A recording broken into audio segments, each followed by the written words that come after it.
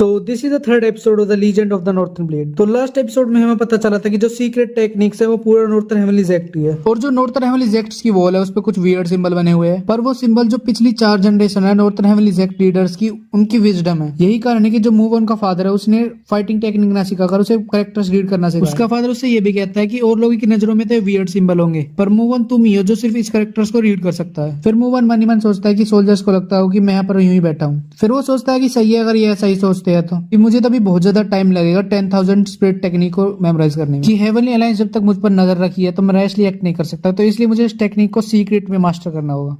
तो move on जब वहां देखता है तो वहां से अंकल हुआंग आ रहे होते हैं। अंकल हुआंग ज्यादा स्ट्रॉन्ग तो नहीं, वो इतने स्ट्रॉन्ग है कि बस अपने आप को बचा सकते हैं, और वो नॉर्थर्न हेवनलीज एक्ट के सबसे लोएस्ट वॉरियर है, जो कि नॉर्थर्न हेवनलीज एक्ट को छोड़ने के बाद एक बॉडीगार्ड का काम करते हैं और जिन मूव ऑन को सप्लाईज प्रोवाइड करते हैं। तो उसी सप्लाई में एक वियर्ड रोग होता है। मूव ऑन पूछता है कि ये रोग कैसा है, कि ये रोग जब आसमान से गिरा था तो कुछ ट्राइब थे इसकी पूजा करते थे, कि जो ये ट्राइब है पूरा मैसिकर्ड हो गया था, तो इस पत्थर का कोई ओनर नहीं था तो मैं ले आया। फिर मूव ऑन कहता है कि मैस्कर्ड। फिर अंकल हुआंग कहता है कि मुझे लगता है कि जो माइटी फिस्ट है उसके कारण हुआ। फिर अंकल हुआंग उसे बताता है कि नॉर्थर्न हेवनलीज एक्ट को धोखा देने के बाद जो 4 पिलर थे वो अपनी अपनी लाइफ में सेटल हो गए। जो गोस्ट ब्लेड था वो प्रोटेक्टर बन गया वेस्टर्न हेवन का, और जो ग्रेट टेम्पेस्ट है उसने अपना खुद का जैक्ट फॉर्म कर लिया है, और जो आयरन ब्लड वॉरियर है जो सबसे ज्यादा स्ट्रॉन्गेस्ट था 4 पिलर्स में से, उसने अपना खुद का कैसल फॉर्म कर लिया नॉर्थ में, और जो माइटी फिस्ट है वो अपना खुद का जैक्ट लीड करता है। फिर वो अंदर चले जाते हैं अपनी सप्लाई को अंदर रखने के लिए, और वाइस कैप्टन होता है जो इनकी बातों को सुनता है पीछे से दुबक कर। फिर मूव ऑन अंकल हुआंग से पूछता है कि मार्शल वर्ल्ड में क्या चल रहा है। अंकल हुआंग बताता है कि न्यू वॉरियर इमर्ज हुआ जिसका नाम है डैम स्वेचियोन, जिसने 100 लोगों को फाइट के लिए चैलेंज किया है, जो कि सबकी अटेंशन गेन कर रहा है, कि जिसने भी 93 फाइट जीत ली है 100 में से, और वो 7 फाइट और जीतने के बाद एक वर्ल्ड रिकॉर्ड सेट कर देगा। फिर ऐसे ही कुछ देर तक वो